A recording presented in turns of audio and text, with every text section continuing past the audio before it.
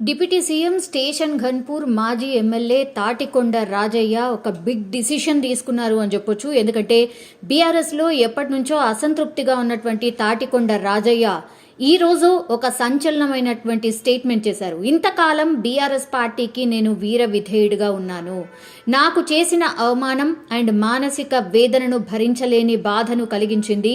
ప్రస్తుత పార్టీ విధి విధానాలు నాకు నచ్చడం లేదు. అందుకే బీఆర్ఎస్ పార్టీకి రాజీనామా చేయాలని నిర్ణయించుకున్నాను అండ్ రాజీనామా చేస్తున్నాను అన్నటువంటి స్టేట్మెంట్ ఇచ్చారు.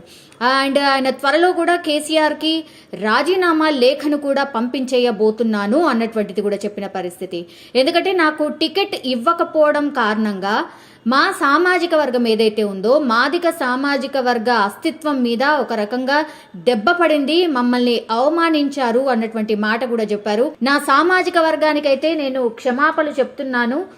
నేను సాయశక్తులా నేను ట్రై చేశాను. అంటే మన మాదిగ సామాజిక వర్గానికి ఏదో ఒకటి చేయాలి అని తపన ఎప్పటి నుంచో ఉండింది, కానీ మీకు నేను న్యాయం చేయలేకపోతున్నాను అని ఆయన సామాజిక వర్గానికి ఒక రకంగా క్షమాపణలు కూడా చెప్పారు. అండ్ 6 నెలలుగా నేనెంతో మానసిక క్షోభ అనుభవిస్తున్నాను. ఎందుకంటే పార్టీలో నేను ఎంత వీర విధేయుడిగా ఉన్నా, పార్టీకి ఎంత లాయల్గా పనిచేసినా, నా నియోజకవర్గానికే కాకుండా ఉమ్మడి వరంగల్ జిల్లా వ్యాప్తంగా కూడా నేను ఎక్కడైతే కష్టపడ్డానో అక్కడ పార్టీ అధికారంలో ఉండడమే కాకుండా నేను చాలా సేవా కార్యక్రమాలు కూడా చేశాను అండ్ ప్రజలకు ఎప్పుడు అందుబాటులో ఉన్నాను. అట్లాంటి వ్యక్తిని నన్నే అవమానించారు. సో పార్టీ ఇంత చేసినా నాకు గుర్తింపు ఇవ్వటం లేదు అన్నటువంటిది కూడా చెప్పిన పరిస్థితి.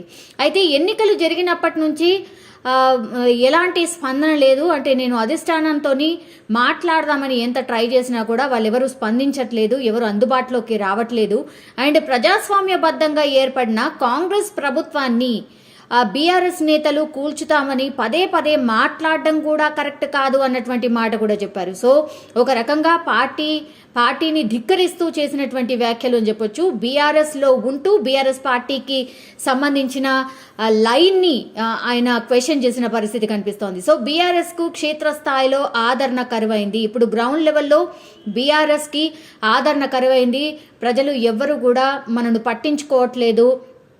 అసలు మనం ఏమైనా వెళ్ళినా వాళ్ళతో మాట్లాడే ప్రయత్నం చేసినా కూడా అసలు ఆదరణనే ఉండట్లేదు, మనని ఎవరు పట్టించుకోవట్లేదు. గ్రౌండ్ లెవెల్లో బీఆర్ఎస్ అంతగా దెబ్బతింది అన్నటువంటి మాట కూడా చెప్పారు.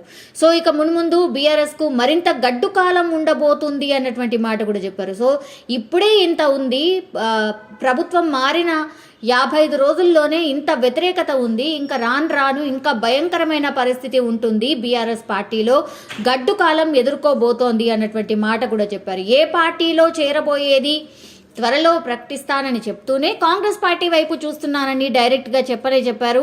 అండ్ ముహూర్తం కూడా ఫిక్స్ చేసుకున్నట్టు కనిపిస్తోంది. ముహూర్తం కూడా 10వ తారీఖున ముహూర్తం, ఈ నెల 10వ తారీఖున కాంగ్రెస్ పార్టీలో జాయిన్ కాబోతున్నారు. రేవంత్ రెడ్డి సమక్షంలోనే 10వ తేదీన కాంగ్రెస్ పార్టీలో చేరడానికి ఆల్మోస్ట్ రంగం సిద్ధం చేసుకున్నారు. సో ఇవన్నీ రాజయ్య సంచలనమైనటువంటి వ్యాఖ్యలు చేశారు.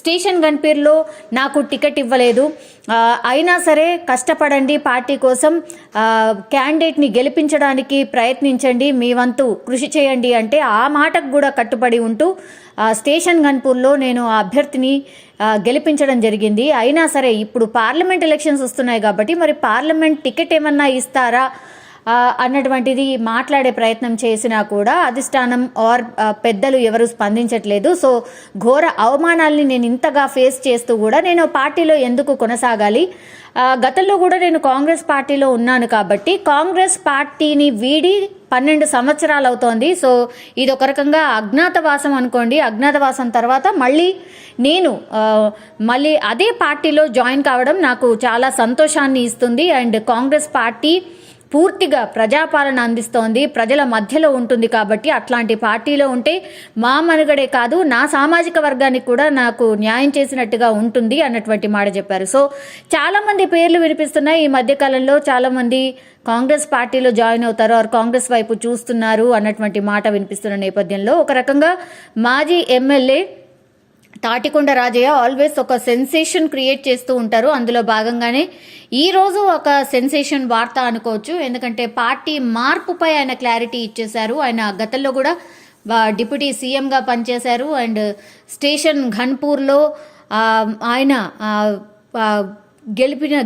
గెలిచిన పరిస్థితి అండ్ మిగతా నియోజకవర్గాల్లో కూడా ఆయన ప్రభావం చూపించారు. సో అట్లాంటి వ్యక్తి ఈరోజు ఒక స్టెప్ ముందుకేసి కాంగ్రెస్ పార్టీలో నేను జాయిన్ కాబోతున్నాను అన్నటువంటి మాట చెప్పారు. సో ఫస్ట్ వికెట్ ఏదైనా ఉంది బీఆర్ఎస్ పార్టీ నుంచి అంటే ఇప్పుడు మాజీ డిప్యూటీ సీఎం తాటికొండ రాజయ్యనే ఫస్ట్ కాంగ్రెస్ పార్టీలో వెళ్తున్నట్టు